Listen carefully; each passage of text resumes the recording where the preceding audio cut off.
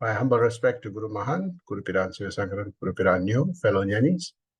Today I'm going to continue Mahan's chapter 24. This would be the concluding chapter of Vision of God. I've covered quite extensively this chapter on how does one cognize God. And I'm currently also covering a particular scripture in Klang. And again, this is also in a very similar topic on how the Guru shows how to cognize God in its wholesomeness. The disciple keeps asking, Guru, all this is very theoretical and abstract of God, vision of God, cognizing God. How do I actually see that universal God so here the conversation is that the Guru says, well, if you want to cognize God in his universal form, then your mind should have that depth and the breadth to be able to capture that universal form, God in its entirety. If your mind is so wedded and welded to the material world that everything that you see is going to be in a material form. Somewhat like a mold, right? If you have a mold and if you have a iron ore or gold, which is in liquefied form, and if you pour it in the mold, the shape of the gold will take on that shape of the mold. So in that same way, if our mind is molded to the material reality, then we are searching for God in that universal form. We will not be able to cognize it because all that is going to be imprinted is that material thing. So though the scriptures speak about, and even Mahan speaks about this universal God, the big I, one needs to understand that the big I can only be cognized by a mind that is quiet, silent, and have that bandwidth to be able to cognize the formless, dimensionless, and the subtleness. So this is what we covered the last few classes. And I want to summarize what we did in some of the previous classes, in satsangs. You go back to some of the earlier concepts of spiritual compass, that, patience, perseverance, persistence, those values, and also these 10 capitals that I spoke about extensively in many of the previous satsangs. All those are going to come back, and I'm going to give you a very integrated approach to being able to cognize that self. Self has that 64 qualities. At least from my perspective, what I have discovered to date is about 64 dimensions of that self. And as one discovers that self, one discovers that God realization state, God in its entirety. And you see that manifesting in your mind, in your thoughts, in the words that come out of your mouth, and also in all your actions. So I'll bring this all together, and you'll see that God is not in its, something that's theoretical or abstract. It's very close to all of us. So I want to recap back.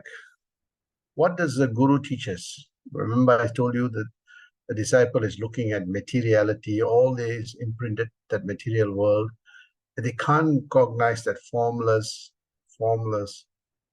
sometimes formless form, dimensionless, and so on.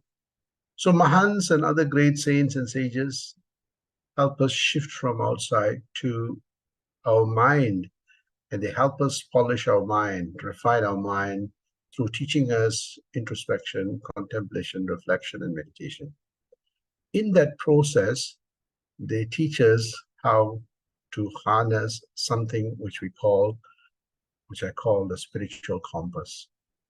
It's a pursuit of truth based on rational and scientific approach, systematically searching for the truth, using all the spiritual values and the self-realization values, learning from other people's experience, putting it into our experiences, not just borrowing other people's ideas, but putting into practice. And that is why Mahan said, Arivin, Arival, Arivin Telivu, which means that one has to put it to practice.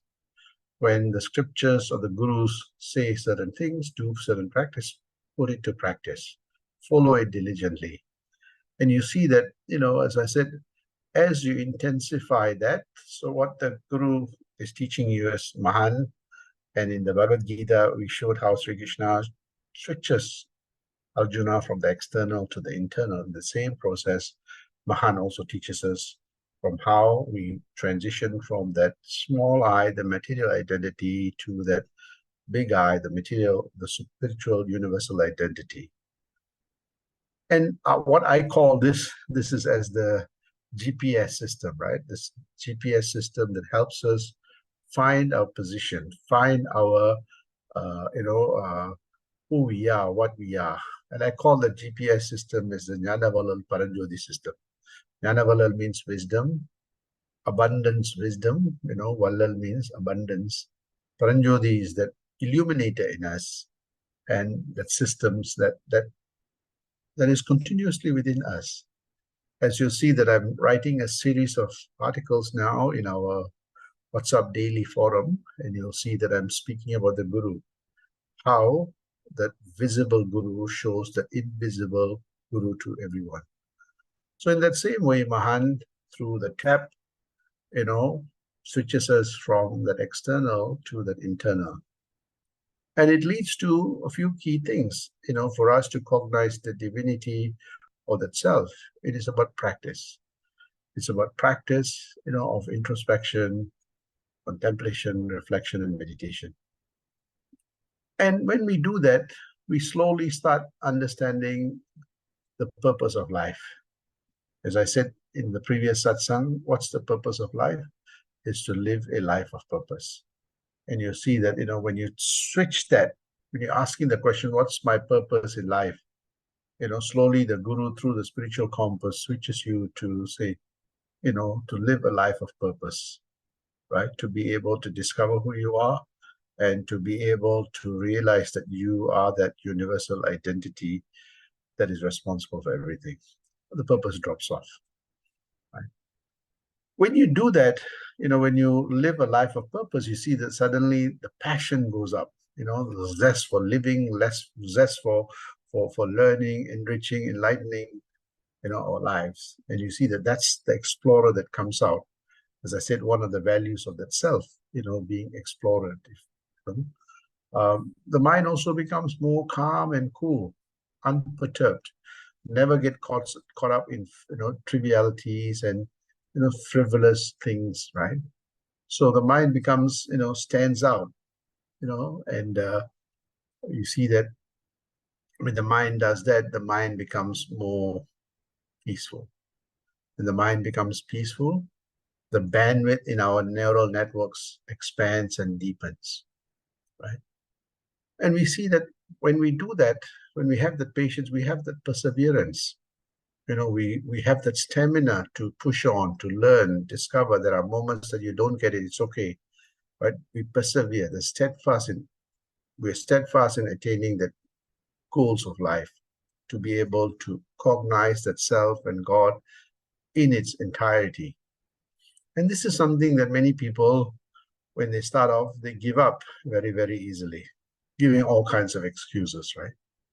So, and there's persistence, this is enduring, relentless effort in attaining our goals. One is steadfast, the other one is relentless. Push the boundaries of knowledge. Yes, my Guru has told me this, right? Standing on the shoulder of my Guru, can I make further, developments and, exploration and discovery, right? Most people say, well, that's what the Guru say. Okay, that's what it is. That's not good enough. If that's what Mahans and the great saints did, that they would not have been great. They learned from someone something. They put in that effort to be able to push that boundary of knowledge and discovery, and they discovered something, on their own, in their own lifetime, and then passed on, maybe making things more simpler. In that process, you discover the divinity, the God, the self. And finally, you see that when you do all that, right, You attain that self, that paranjoti, that illuminator, that knower, right? And you see that the day you acquire that, you see that, every moment becomes divinized. And we spoke about this. And this comes very nicely when we speak about chapter 24, where Mahan talks about the vision of God, right? So you see that he lays the foundation in the earlier chapters, and now he's showing what the outcomes you're going to get. And clearly, we showed in the previous chapters also that when we discover that spiritual compass, we acquire the spiritual capital. What is the spiritual capital? It is actually the capital of the self. It's actually the capital of the divinity that powers everything in this universe. The moment you discover that, the moment you harness that spiritual capital, our mental and emotional capital becomes stable. We attain that samatva, not perturbed by anything. We get that power from that spirit, that is that divinity or the self or whatever we call in different names. Our mind that is anchored on that becomes calm, cool, and that's the glimpses of that self. That's the glimpses of that vision of divinity.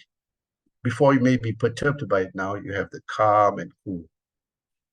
Your body health improves, not surprisingly, because you see that when your mental health is strong, your brain functions very well, you're not perturbed by many things, your bodily health improves. It becomes more harmonious. Your intellectual capital grows. I spoke about all this, you see. You become more creative. The creative capital starts showing up, right? And the other important thing is that you understand nature really well, because part of that spiritual realm is also nature that powers everything in this universe, including us. And I always say that nature has not given everybody everything, but nature has given everyone something special. The problem most people don't discover the specialty is the special thing that nature has given us is that they're busy minding other people's business, right? The day we stop all that, you see that you start discovering your own natural talent. Maybe to be able to understand these great scriptures and explain to people, maybe poetry like Jalaluddin Rumi, maybe like Mahan. When he focused, he discovered this truth. And his secret was he was able to simplify an art of Kundalini, which has been spoken about for thousands of years. And you have to have, severe austerity to be able to acquire this knowledge. But this Mahan made it so simple. Anyone can practice. A householder can practice. He showed a simple technique, and that's his natural creative talent that he was able to discover. And from there, he discovered the self, or I. So when that natural capital comes, so you may be a scientist, maybe, nature has given you insights to understand a specific part of nature, and you make those discoveries and go on to, becoming a fantastic researcher, maybe even winning the Nobel Prize, right? That is natural capital. The other one is social capital, to be able to relate to everybody, to be able to relate to family and friends and others and communities, and so important. You see in today's world, there's so much stress. People's marriage breaks down, relationship break down because they lack the social, we call it the emotional intelligence and the social intelligence, understanding the needs of others. So you see that, so you get the glimpses of that self that is, seamlessly integrated with everything, compassionate, and you see that you're able to relate to everyone. The other important aspects we spoke about in the previous satsangs is that capital that empowers us. We harness the spiritual capital, becomes our inner resources. Abundant inner resources that empower us and powers us. There are moments that our body is tired, our mind is tired, our intellect becomes blunted. The moment you connect to this, you become powered, right? You can continue, you have that sharpness, and so on. And you will not stand in front of anyone and beg for anything, right? You would, as a matter of fact, be able to not only become self-sufficient and self-sustaining, but also support others to be self-sufficient and sustaining. That's divinity. That's godly. That's the realm of that self. The same thing with leadership, right? Being able to lead, as I said, the qualities of CEO, Chief Enlightenment Officer, shows up. This is what that self is, right? This is what that divinity is. And it starts showing up in you. You're taking leadership for yourself, you're taking leadership in your family, in your friends, the greater community. And finally, you see that you will not be materially or financially poor. You'll always have abundance. You may not be a billionaire or a millionaire, but you have enough to sustain yourself, your family, your friends, and maybe even give to charity and help other people. So we spoke about these 10 capitals, and I'm going to link this up to this chapter. So this is covered in the earlier chapters. But, I spoke in this chapter about the self, the glimpses of the self, the 64 qualities come when our mind is focused, in its introspective nature. Mahan says, Utru Trunoka Noka. That intensity is so important. As a Mahan, that intensity is important. As a scientist, that intensity is important. As a medical practitioner, that intensity is important. As a teacher, that intensity is important. As a parent, that intensity is important. As a CEO, that intensity is important if we want to make progress.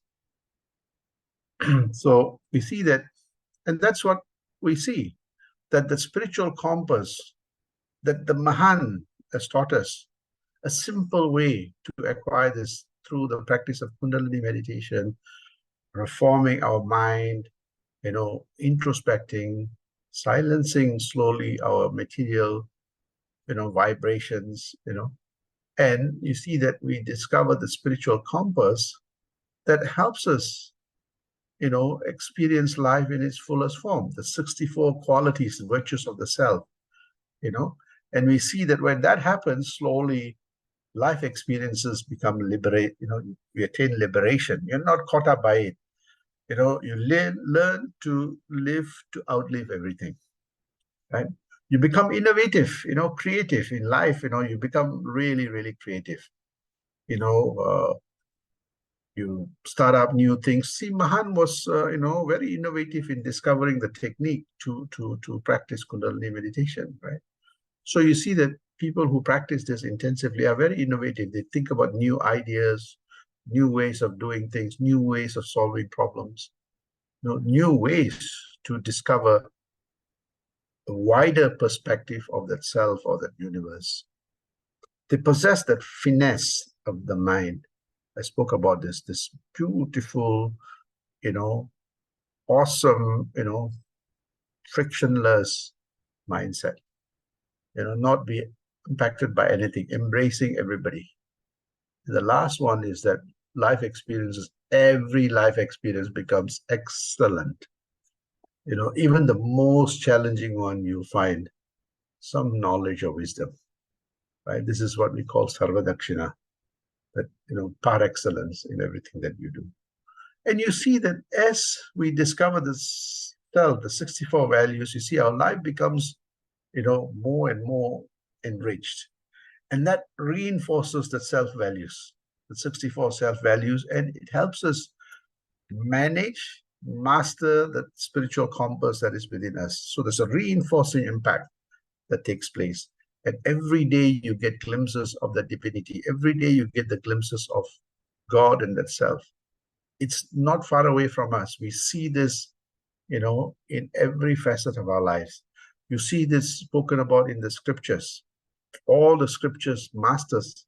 We're covering this Bhagavad Gita, and yesterday I covered chapter 11, where the master shows the universal form of that divinity. In that same way, we saw this in Mahans, and other great masters.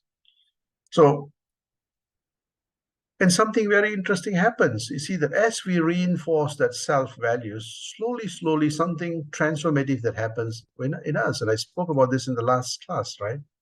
We start acquiring that glimpses, the vision of God, not as a physical form, not as a material form, but as a set of experiences and values that starts reinforcing and gives us consciousness of our own self, the divine self that transforms our ordinary life into something extraordinary. I call it godly and divine life. You start seeing all our gross thoughts become more graceful. That's a mark of divinity. That is, your mind is the doors of divinity opening up to us.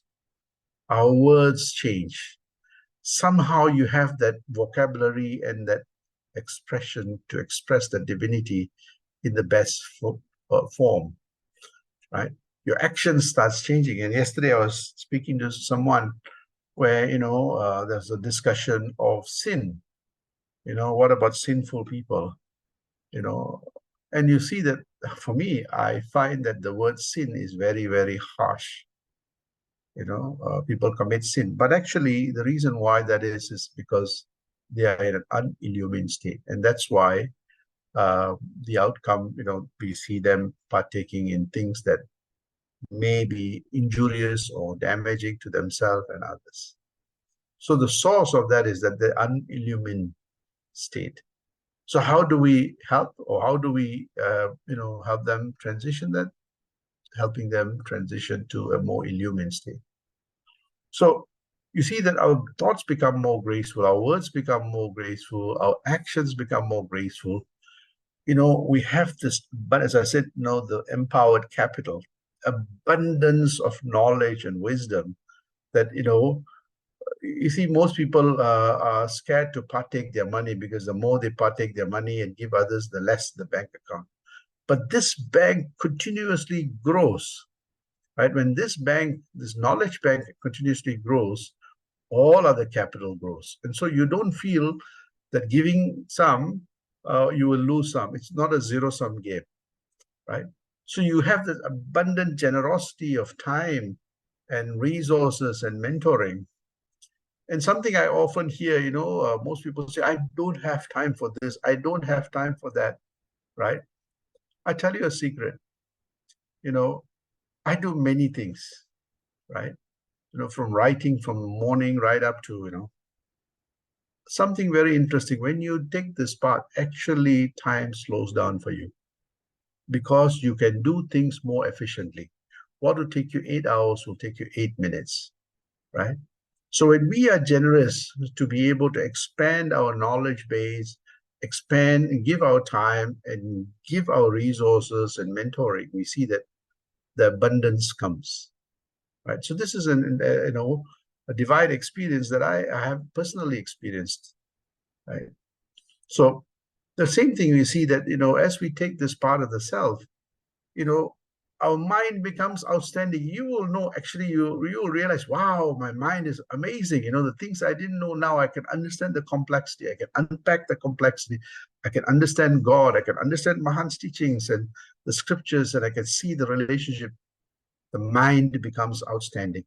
But in that outstanding mind, you see that the mind creates opportunity for others to learn, others to nurture others, help others, right? And this is what the Jnanavalal is. This is what Mahan did. He acquired this knowledge, he polished it, he worked really hard, made it simple, and he shared it, right? And when we do that, the third door of God opens up, which is actually we become developmental. We never stop learning. This phrase that a good guru is always a good student, right? You are developmental and you are disciplined. You don't waste your time, you don't waste your resources, you don't get caught up in all the frivolous things and trivial things that bogs people down, right? The mind becomes frictionless. That's the glimpses of God that Mahan talks about. That's the glimpses of godly experience, not someone physical coming out. And so what if God comes in a physical, what benefit do you get, right? But if God emerges from you, God, and you realize God, you see that all the godly qualities that you acquire. And this is what, as Mahan says, still seeking, the seeker finds himself the divinity. It has to be, because if God is infinite, omnipresent, omniscient, then that God must also be present in all of us.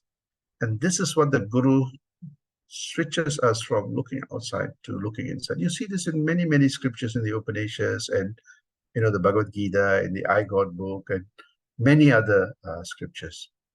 So we see that godly values that imprints our mind is absorbed in it, and ultimately it reinforces that, and ultimately the mind, shows up like a jewel, brilliantly, and you see, this is the eureka moment. I am that. So this is that God realization, the small, small things, the ants that are crawling in your home, you see that with a different light. The blade of grass, you can feel that connection. The plants, the trees, the street dogs, your spouse that is sleeping next to you, you see them with a different light. Your children, your neighbors, you start seeing that imprint of the divinity in all of them. And this is what we see, the extension of the divinity. So it reinforces in us, and there's a transformation that starts taking place. And that's what reinforces the 10 capitals. It doesn't happen in a magical way. It happens through this transformation of the human mind. All the 10 capitals starts reinforcing. So when we realize the self, you'll be blessed with the 10 capitals of life. It happens naturally, right? You see that you become peaceful, your mind, your emotional state improves amazingly. Before you're perturbed by it, now no problem, right? Any challenges, it's okay. And I'm happy to take it on, right? Your health improves, your intellect becomes probing, asking questions, never leave any stones unturned. Your creativity increases. Your nature starts helping you discover the natural talent in you, exposing you to the full breadth of nature itself. Your relationships improve. You become so empowered. Every morning you wake up and say, wow, I have another 24 hours to work on, right? You become leader, the leadership quality starts improving. And finally, you see that you'll never be poor, financially or materially. So we see this, as Mahan speaks about this vision. So life is a godly divine experience. You don't have to search for God anywhere. It is there with you, right? And it starts off with that self-discovery every morning, having that conversation, the dialogue with the divinity. Now, why, as I come back to some of the earlier concepts, right? Why all this is really important? You see that, yes, when we first start, it is going to be really difficult, not easy, because the mind is so attuned to that external world. So we are bombarded by the external world, Yes, we would not be able to experience it, right? Life is chaotic. But as I said in chapter 12 of Mahan's teachings on effort, right? You don't have to do everything one go. You don't have to read I Got book or try to experience everything in one go. Start the day with small, small changes, right? As I said, improve every day, improve your meditation, your introspection, contemplation, right? Not even 1%, 0.05%, allocate time for yourself. Be disciplined with the time. Allocate time for your reading and reflecting and understanding great philosophies. Be more conscious of the thoughts that you generate of yourself and other people. Be very careful with the words that you let go.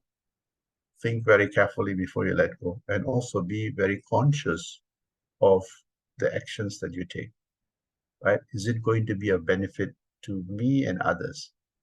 And also, how can I extend myself of service to others? Many people say, oh, Guru, I want to attain this God realization. So I ask, have you ever done any service? So no, Guru, I've got no time for that. I say, well, if you have no time for that, nature has got no time for you too, right? So we have to do the right things. If we really want to be a Jnana Vallal Paranjyoti Mahan, then we have to be acquiring the knowledge and be like the Vallal. We don't have to go and, do for everybody. Do it in a small way, you know, the neighbors or the children, or, something of service to society. Right? And we see that as we do this slowly, we start accumulating, and the guide of the spiritual compass is so important. But our objective is actually to attain that harmony, that God realization state. And that's our long-term goal. And so everything that we see should be with that lens, right? How does it help me get closer? If I don't know something, what are the questions that I need to ask to be able to take me closer, right? I always ask people, do you have questions? Most people are very quiet. Either they are enlightened, or either they have not read it or not, explored it.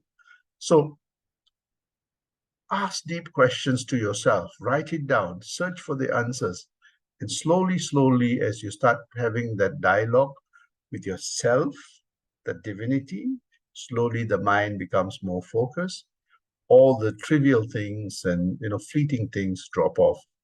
And you see that as you practice that meditation through the initiation and, slowly transforming your minds, you see that ultimately over time, you see that within, as I said, within 1 year, within 100 days, you'd have made 5% progress of discovering that self and getting glimpses of that 5% of that self, right? As you push further, you see that more of the self's vocabulary becomes conscious to you. More of that experience becomes conscious of you. As you keep pushing and pushing and pushing, you see the refinement of the mind takes place. Ultimately, you come sedated. I got it, right? That's what you see in some of the scriptures, where after the guru goes through for a long time, the disciple intensify the practices. His guru, I got it. Thank you very much, right? The guru within ourselves awaken. So when that happens, you see, you don't have to search for God realization anywhere, right? It emerges from us. So we see that push that, as I showed, from 1% to that 100% is actually about discovering that qualities of that self. In the 40 over years of my own meditation, more than 40 years, I've discovered about 64 different dimensions of the self, right? In some of the scriptures, it says, I have infinite qualities. So I don't know whether if I'll achieve infinite qualities, but I think, the 64 qualities will continue to expand. And as that expands, I will share with you what I have experienced. And I want all of you also to share your experience in this forum and the other forums, because now you're more attentive to what the experiences that you have happening within you, and not worried about what other people's experience, right? So when that happens, you see that the self-realization leads us to the God realization. As I said, our thoughts become more graceful. We create new opportunities of learning for ourselves and others. And ultimately, we continuously develop, improve, refine. And that's what gives us the 10 capitals of life. Continuously, our capitals, the wealth, that we say Aishwaryams, right? That gives us that blissful, enlightened life continuously expands. And you see that life becomes an awesome journey. So, yes, for most people practice is difficult, Guru. I've given you now what to look for. What are the glimpses of the self? Because for many people, it's very abstract. Is God going to appear to me? Or no, God will show up in your own mind as an experience that tells you, hey, I am there with you. I am you. I am that. So this is what Mahan's teachings are. I will stop here, and this is the end of this chapter, but we'll come back in the later chapters on the vision of God and thoughts and so on. I hope you found this revelation of God realization, self-realization, exciting and illuminating. And I hope all of you all will have that dialogue with yourself, dialogue with the divinity within you. And you see that slowly your mind becomes more quieter, your mind becomes more expansive, your mind becomes more liberated. And finally, your mind says, I am that. Sandosha.